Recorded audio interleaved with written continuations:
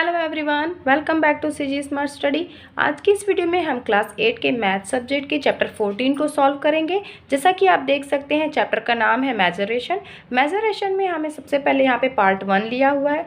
तो देख लेते हैं कि इस चैप्टर में, इस एक्सरसाइज में हमें सॉल्व क्या करना है। तो जैसा कि नाम से ही पता है, मेजरेशन यानी कि हमें मेजरेशन फाइंड करना है। तो हमें इस चैप्टर में किसका किसका मेजरेशन फाइंड करना है, तो यहाँ मोस्टली हमें एरिया फाइंड करना है। तो किसका किसका एरिया फाइंड करना है, हमें निकालना है एरिया ऑफ पैरेललोग्राम। तो जिसका जिसका भी हमें एरिया फाइंड करना है, पहले हमने उसके फॉर्मूला लिख लिया है यहाँ पे। सबसे पहले जैसे हम देख रहे हैं यहाँ पे area of parallelogram. Area of parallelogram का फॉर्मूला होता है बेस मल्टीप्लाई परपेंडिकुलर।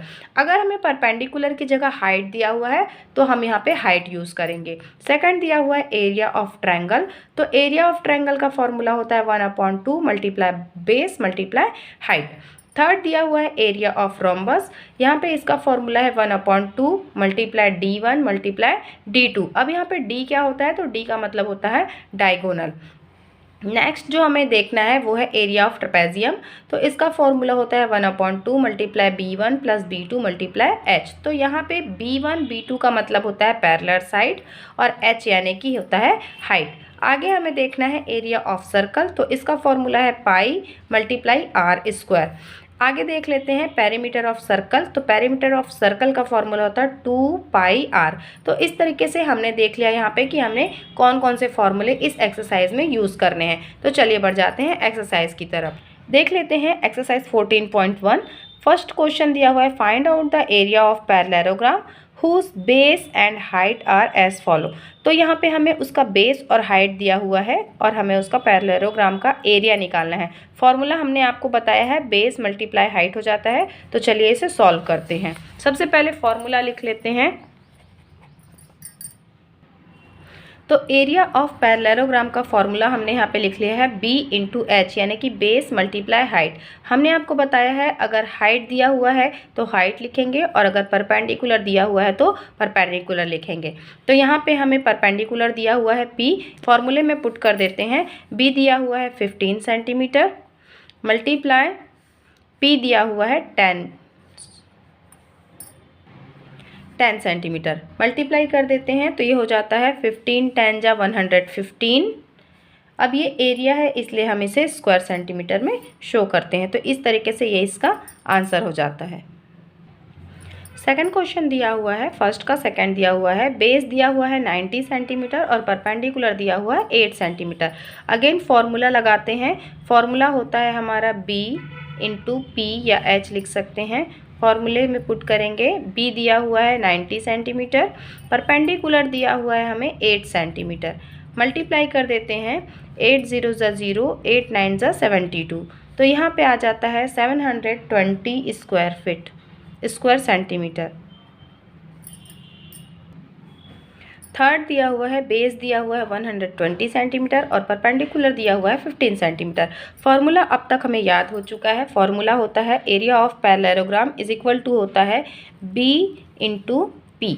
तो यहाँ पे हम इसकी वैल्यू पुट करते हैं 120 सेंटीमीटर मल्टीप्लाई 15 सेंटीमीटर।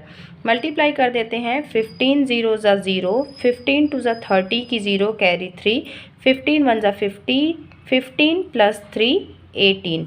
और यह क्योंकि ये एरिया है इसलिए हमें यहाँ लगाना है स्क्वायर सेंटीमीटर। तो इस तरीके से क्वेश्चन नंबर 1 सॉल्व होगा। अब देख लेते हैं क्वेश्चन नंबर 2। क्वेश्चन नंबर 2 दिया हुआ है, find the area of parallelogram where base is equal to 26.5 centimetre and perpendicular is 7 centimetre. तो अब हमें यहाँ पे फिर से वही एरिया ऑफ पैरेललोग्राम फाइंड करना है। हमने यहाँ पे लिख लिया है B, बेस लिख लिया है और परपेंडिकुलर दोनों की वैल्यू लिख ली है। अब फॉर्मूला लगा देते हैं। एरिया हमने यहाँ पे लिख लिया हुआ है। Area of parallelogram is equal to B multiply P।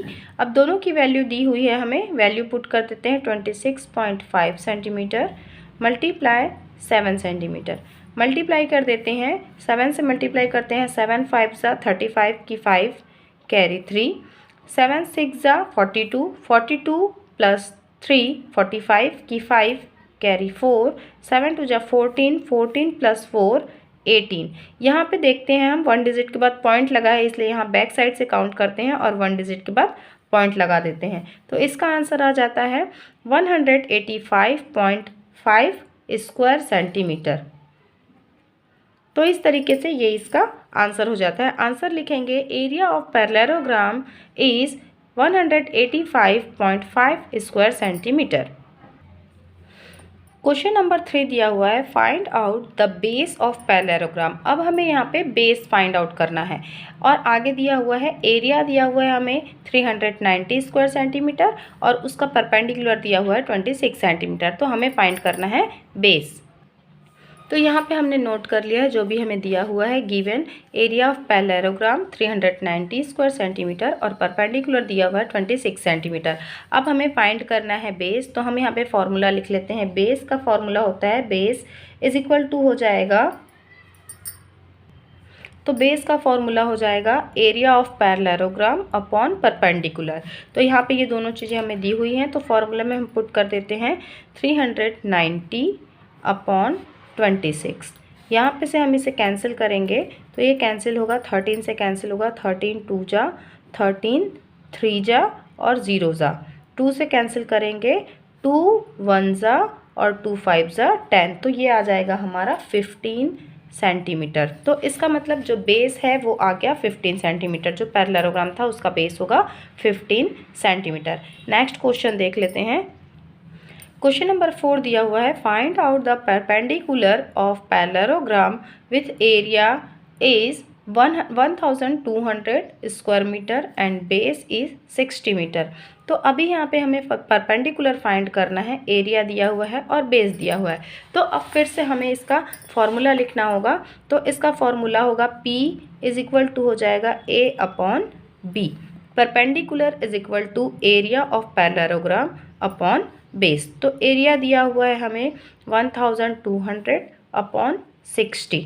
ये ज़ीरो कैंसिल हो गया, 6 2 ज़ा 12, 6 0 ज़ा 0। तो इसका आंसर आ गया 20 मीटर, यानी कि जो परपेंडिकुलर है वो आ गया 20 मीटर और ये इसका आंसर हो जाएगा। तो इस तरीके से हमारी फर्स्ट एक्सरसाइज 14.1 कंप्लीट होती है। नेक्स्ट वीडियो में हम नेक्स्ट एक्सरसाइज को सॉल्व करेंगे। अगर ये वीडियो आपको हेल्पफुल लगी है तो वीडियो को लाइक कर दीजिए, चैनल में न्यू है तो सब्सक्राइब कर दीजिए।